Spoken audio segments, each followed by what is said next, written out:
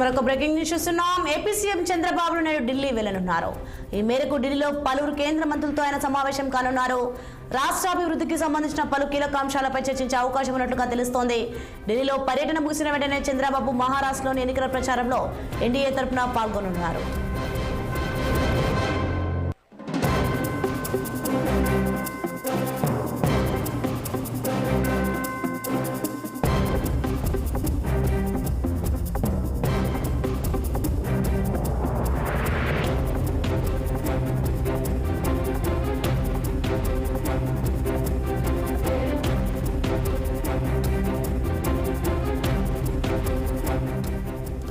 ఇక చంద్రబాబు ఢిల్లీ పర్యటనకు సంబంధించి మరింత సమాచారం మా ప్రతినిధి పవన్ అందిస్తారు.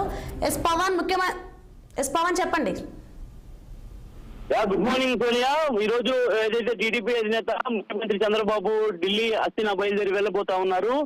ఈ రోజు మధ్యాహ్నం 1 గంట తర్వాత కూడా ఆయన ప్రత్యేక విమానంలో ఢిల్లీ వెళ్లేందుకు కూడా ఇప్పటికే పూర్తి స్థాయి సన్నాహాలు కూడా సిద్ధమయ్యాయి.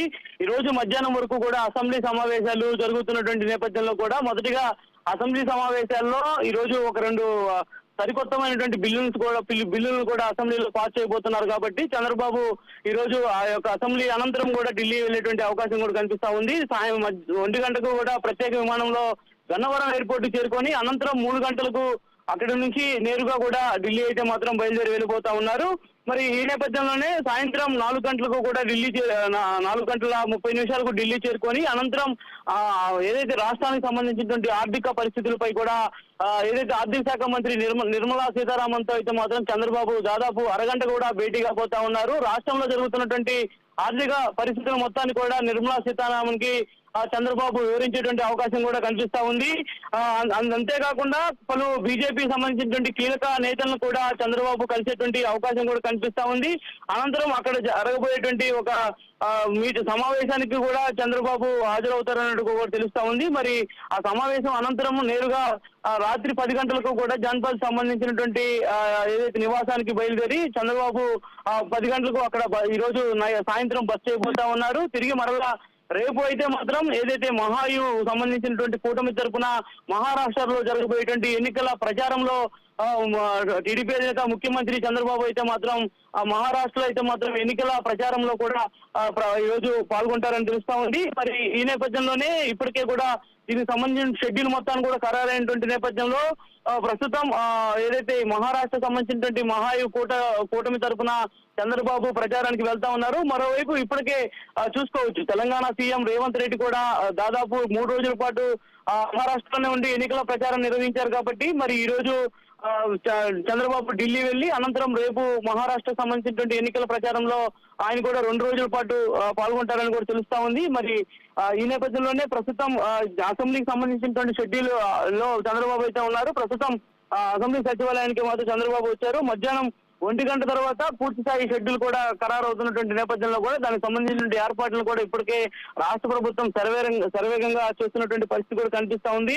మొత్తానికి చంద్రబాబు ఈ రోజు ఢిల్లీ వెళ్తున్నటువంటి నేపథ్యంలో కొన్ని కీలక పరిణామాలు కూడా చోటు చేసుకోబోతా ఉన్నాయి. ఇప్పటికే ఏదైతే కేంద్రం నుంచి పెద్ద మొత్తంలో కూడా ఆంధ్రప్రదేశ్ సంబంధించినటువంటి రాష్ట్రానికి పెద్ద మొత్తంలో కొంత ఆర్థిక వనరులు సమకూరినటువంటి నేపథ్యంలో కూడా వాటికి సంబంధించి ఎలాంటి అంతరాయం లేకుండా వాటిని విడుదల చేసే విధంగా కూడా చంద్రబాబు నిర్మలా సీతారామన్ తో మాట్లాడతారని కూడా తెలుస్తా ఉంది. కాబట్టి మరి దీనికి సంబంధించినటువంటి అంశంపై అయితే మాత్రం ప్రస్తుతం కసరత్తు అయితే ముందుకు సాగుతుంది. ఎన్డీఏ కూటమి తరపున మహారాష్ట్ర ఎన్నికల ప్రచారంలో కూడా చంద్రబాబు అయితే మాత్రం పాల్గొని తిరిగి మరలా రాష్ట్రానికి రాబోతా ఉన్నట్టు కూడా తెలుస్తా ఉంది.